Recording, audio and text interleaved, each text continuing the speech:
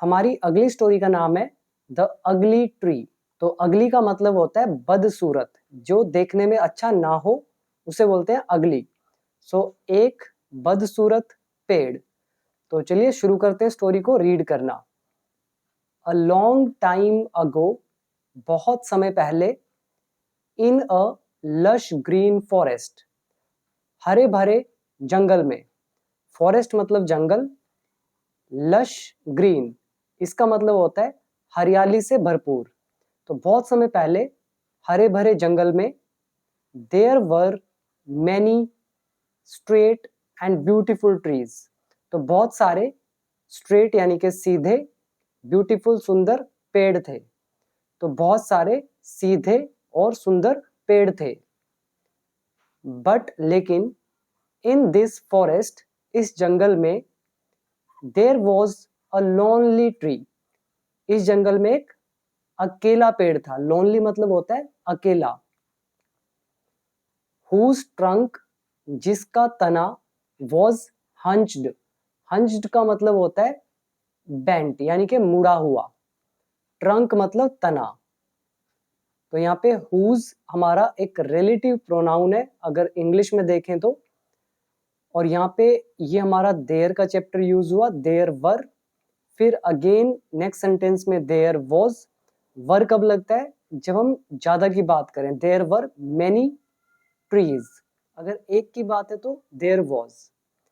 और यहाँ पे हुज ट्री के बारे में बता रहा है जिसका तना वॉज हंच्ड, जो झुका हुआ था। तो ये जो हंच्ड है ये एक एडजेक्टिव का काम करता है। तो इसके बाद है द ब्रांचेस, जो शाखाएं थी, ऑफ द ट्री, उस पेड़ की, वर ऑल्सो ट्विस्टेड, वो भी मुड़ी हुई थी। ट्विस्टेड का मतलब होता है घुमावदार। तो यहाँ पे ट्विस्टेड जो है ये भी एक एडजेक्टिव है। द अदर ट्रीज, जो दूसरे पेड़ थे, टीज्ड, छेड़ते। टीज मतलब होता है छेड़ना। तो दूसरे पेड़ छेड़ते, एंड और made fun of this tree, और इस पेड़ का मजाक उड़ाते।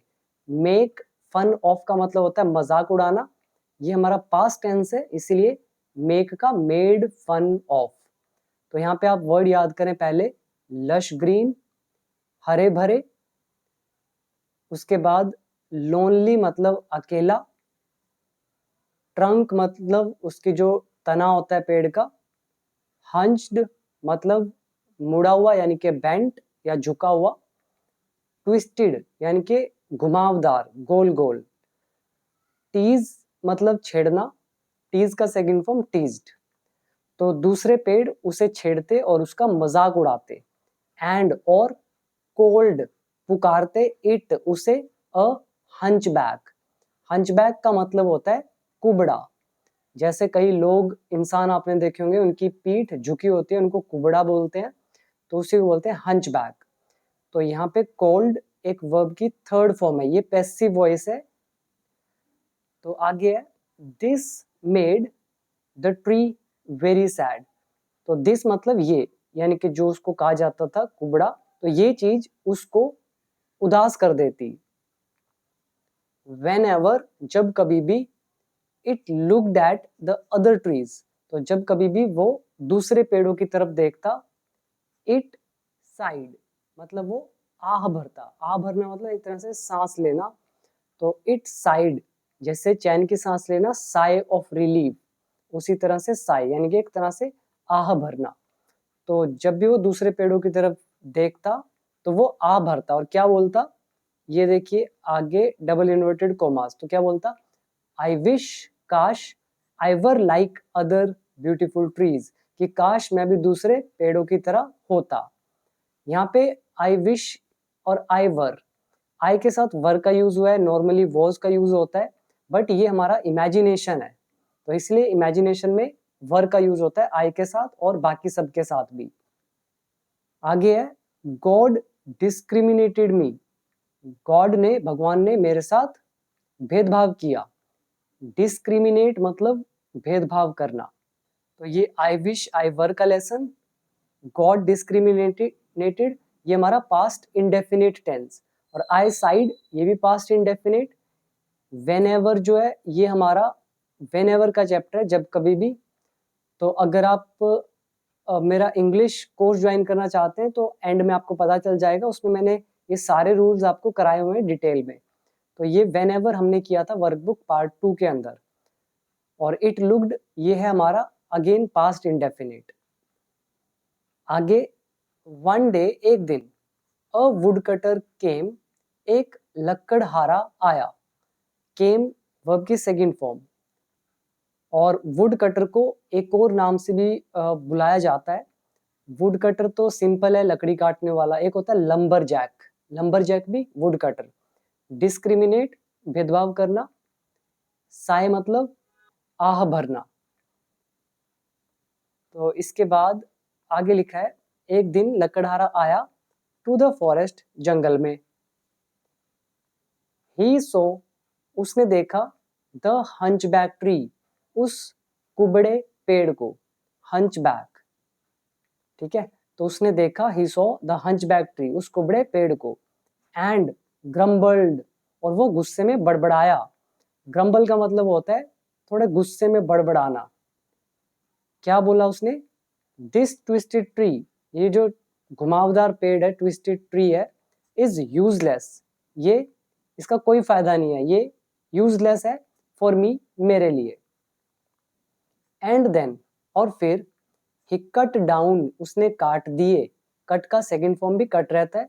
उसने काट दिए all the straight and smooth trees, सारे स्ट्रेट और स्मूथ ट्रीज को उसने काट दिया।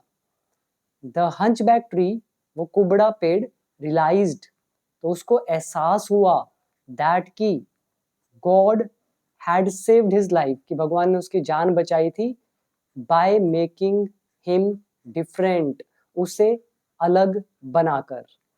तो कितनी अच्छी स्टोरी है। तो इसका मॉरल देखते हैं और पहले आप वर्ड मीनिंग याद करें। हंचबैक इज कुबड़ा, यूजलेस मतलब जिसका कोई फायदा ना हो। इसके अलावा बाय मेकिंग मतलब बनाकर, रियलाइज मतलब एहसास होना, कट डाउन इज काटना, ग्रम्बल इज गुस्से से बड़बड़ाना। तो इसका मॉरल क्या निकलता है? मॉरल का मतलब होता है नैतिक शिक्षा। Everything has its own advantages and disadvantages. हर चीज की अपनी ही एडवांटेजेस होती हैं और अपनी डिसएडवांटेज होती है, यानी कि हर चीज का अपना फायदा होता है, अपना नुकसान होता है। तो उस पेड़ को लगता था कि मैं सबसे बुरा हूँ, मैं अगली हूँ, मेरी जो बैक है वो हंच्ड है, मेरा ट्रंक यानी कि, तो उसको थोड़ा बुरा लगता था, लेकिन उसकी शेप ने ही उसको बचा लिया। सो मॉरल क्या हुआ कि हमें जैसा भगवान ने बनाया है हमें उसमें खुश रहना चाहिए, because every thing has its on qualities. तो ये थी हमारी आज की एक ब्यूटीफुल सी स्टोरी। इस तरह की और वीडियोस के लिए आप चैनल को सब्सक्राइब कर लें। और अगर इंग्लिश सीखना चाहते हैं स्टेप बाय स्टेप तो आप मेरे ऐप से सीख सकते हैं। बिकम इंग्लिश चैंपियन ऐप का नाम है। 1 ईयर का कोर्स है, पूरी इंग्लिश कवर की गई है बेसिक टू एडवांस लेवल तक विद मोर देन 500 वीडियोस। तो इस ऐप को आप प्ले स्टोर से डाउनलोड कर सकते हैं या फिर नीचे आपको लिंक मिल जाएगा, बाकी डिटेल आपके सामने लिखी हुई है। तो मिलते हैं एक और इंटरेस्टिंग स्टोरी के साथ, अभी दीजिए इजाजत। Thank you.